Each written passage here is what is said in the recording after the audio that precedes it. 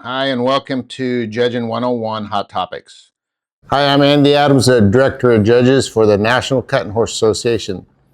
This is another session of Judging 101 Hot Topics. Today we're going to talk to Bill Riddle. Been in this business for a long time, family name to cutting, champion of many different events, $1 million winner plus millions of dollars, all the above. And Bill, we want to really thank you for taking the time to come talking to us today. Thank you. Thanks for having me. You bet. So, Bill, today, one of the things that I'd hope that you would talk a little bit about is the casebook and how it came to be.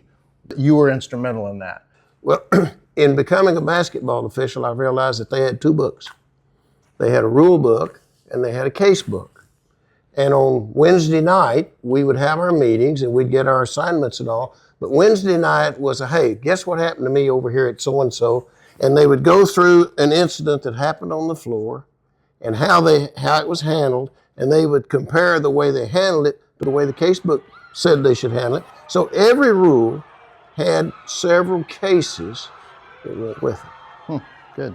Now, fast forward, I start riding cutting horses in 1977.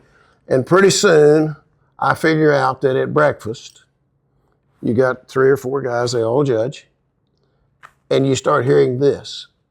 Well, under me, if you step to that cow, you better cut her. Well, under me, if you're smart enough not to cut that cow when she's trying to get away, and I kept hearing under me. And these are guys that are riding cutting horses. What hit me was everybody saw it differently. Mm-hmm. When Denny Dunn got involved in the judging, and I talked to Denny. I said, Denny, we need a casebook. Well, how would it work? I hand wrote a rough draft, and every time someone who knew something about cutting would show up, I'd hand them that book and I'd say, look at this, tell me what you think, and well, what do you mean by this? I'd change it.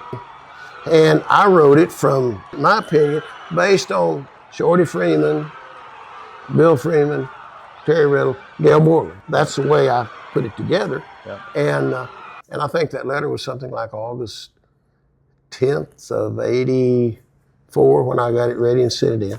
And then he said that he set it out in the middle of the table at the executive board meeting. Said they went to lunch and Sam Wilson stayed behind. He said, when we got back, Sam had the book in his hand and said, guys, we need to look at this. This may be worth doing. Well, Bill, from the judges workshop in 1981 to the casebook in 1984 up to present day, the foresight is pretty impressive for me reading back through. I have the luxury of being able to go back and look at all those rule books because they're in the office. Mm-hmm. And when I became Director of Judges, that was the first thing that I did. I wanted to read all the rules and kind of figure out the process, how we got to where we're at, and where we need to go from here. We want to really thank you for spending the time coming in and talking about the casebook. The casebook is literally the Bible of the cutting horse business, and it was so well written. Appreciate it. Thanks, sir. Thank you, Bill. You bet.